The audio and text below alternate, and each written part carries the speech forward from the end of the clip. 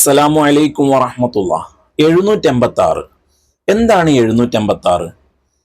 നമ്മുടെ മൊബൈൽ നമ്പറിൽ ഒരു 786 കിട്ടാൻ വേണ്ടി, അല്ലെങ്കിൽ നമ്മുടെ വാഹനത്തിന്റെ നമ്പർ ഒരു 786 കിട്ടാൻ വേണ്ടി നമ്മൾ കൂടുതൽ കാശ് കൊടുത്തിട്ട് വാങ്ങാറുണ്ട് അല്ലെ.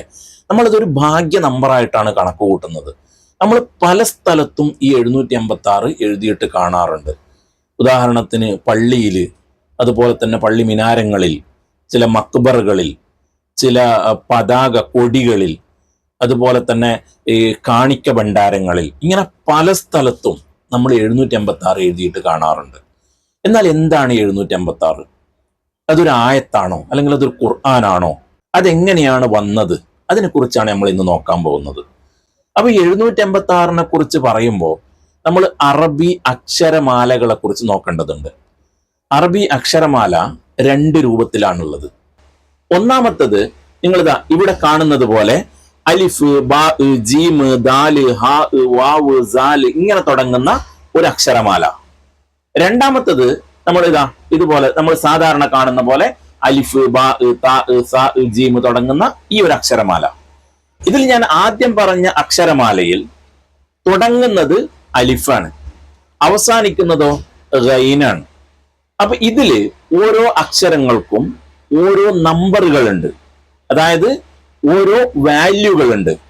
അതിൽ ആദ്യത്തെ 1 മുതൽ 9 വരെയുള്ള അക്ഷരങ്ങൾക്ക്, നിങ്ങൾ ഇവിടെ ശ്രദ്ധിക്കുക, 1 മുതൽ 9 വരെയുള്ള അക്ഷരങ്ങൾക്ക് നേരെ 1, 2, 3, 4, 5 അങ്ങനെ തുടങ്ങിയിട്ട് 9 വരെയുള്ള നമ്പറാണ്. 10ാമത്തെ അക്ഷരം മുതൽ 20, 30, 40, 50, 60 അങ്ങനെ തുടങ്ങിയിട്ട് 90 വരെ പോകും. അതിനപ്പുറമുള്ളതിന് 100, 200, 300, 400 അങ്ങനെ 1000 വരെ പോകും. അപ്പൊ തുടക്കത്തിലുള്ള അലിഫിനിക്ക് വാല്യൂ 1 ആണ്, അവസാനമുള്ള ഗൈനിക്ക് വാല്യൂ 1000 ആണ്. അപ്പൊ ഇവിടെ നമ്മൾ ബിസ്മില്ലാഹിർ റഹ്മാനിർ റഹീം എന്ന് എഴുതുമ്പോൾ നിങ്ങൾ ഇവിടെ ഒന്ന് ശ്രദ്ധിക്കുക. ബാ, സീന്, മീമ്, അല്ലാഹ് എന്ന് എഴുതുമ്പോൾ അലിഫ്, ലാമ്, ലാമ്, ഹാ, അതാണല്ലോ അല്ലാഹ്.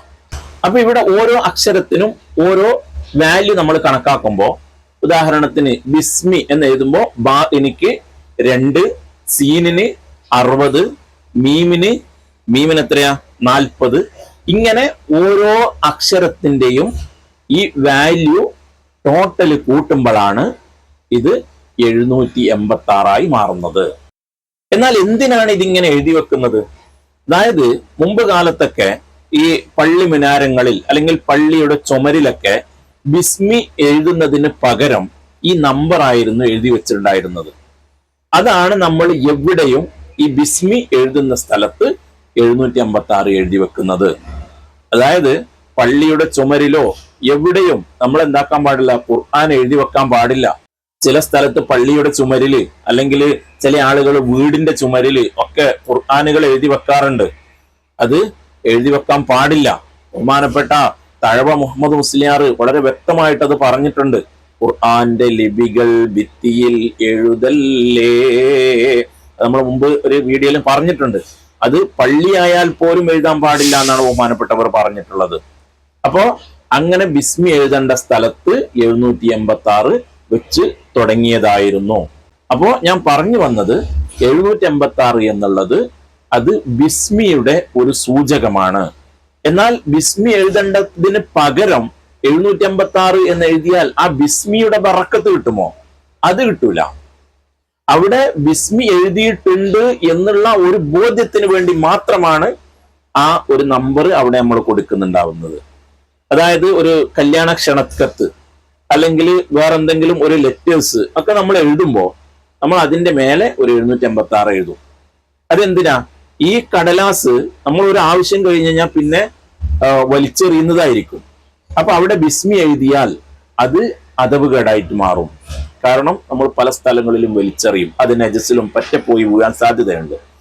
അപ്പൊ അവിടെ ഈ ലെറ്റർ വായിക്കുന്ന ആള് അവിടെ ഒരു ബിസ്മി എഴുതിയിട്ടുണ്ട് എന്നൊന്ന് മനസ്സിലാക്കാൻ വേണ്ടി മാത്രം ഒരു സൂചകമായിട്ടാണ് 786 നമ്മൾ സാധാരണ എഴുതിയിട്ട് കാണുന്നത്.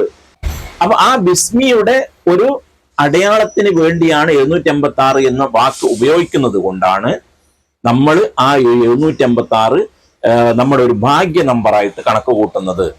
എൻ്റെ കയ്യിൽ ഇവിടുത്തെ 2 നമ്പർ ഉണ്ട്, മൊബൈൽ നമ്പർ. അതിൽ ഒന്ന് അവസാനം 756 അതും എൻ്റെ ഒരു ഭാഗ്യമായിട്ടാണ് ഞാൻ കണക്ക് കൂട്ടുന്നത്. അല്ലാഹു സുബ്ഹാനഹു വ തആല നല്ല കാര്യങ്ങൾ പറയുവാനും നല്ലത് കേൾക്കുവാനും നല്ലത് ജീവിതത്തിൽ പകർത്തുവാനുള്ള തൗഫീക്ക് നൽകുമാറാവട്ടെ. ആമീൻ യാ റബ്ബൽ ആലമീൻ. മുമ്പ് ഞാൻ ചോദിച്ച ഒരു ചോദ്യത്തിന്റെ ഉത്തരം, അതായത് ഫാ ഇല്ലാത്ത ഖുർആനിലെ സൂറത്ത് ഏതാണ് എന്ന് ഞാൻ ചോദിച്ചിട്ടുണ്ടായിരുന്നു. അതിന്റെ ഉത്തരം ഫാത്തിഹ എന്നാണ്. ഫാത്തിഹ സൂറത്തില് ഫാ എന്ന അക്ഷരം ഇല്ല. ഫാത്തിഹ എന്ന് പറയുമ്പോൾ ആ പേരിൽ മാത്രമേ ഫാ ഉള്ളൂ, ആ സൂറത്തില് ഫാ എന്ന് പറയുന്ന അക്ഷരം ഇല്ല. അപ്പൊ അതാണ് അതിന്റെ ഉത്തരം. ഇൻഷാ അല്ലാഹ് നാളെയും ചോദ്യം വരുന്നുണ്ട്. അതിന്റെ ഉത്തരം അടുത്ത് വരുന്ന വീഡിയോയുടെ അവസാനത്തിൽ ഞാൻ കൊടുക്കുന്നതായിരിക്കും. അല്ലാഹു സുബ്ഹാനഹു വ തആല നമുക്കെല്ലാവർക്കും ഖൈറും ബറക്കത്തും അധികരിപ്പിച്ച് തരുമാറാവട്ടെ. ആമീൻ യാ റബ്ബൽ ആലമീൻ.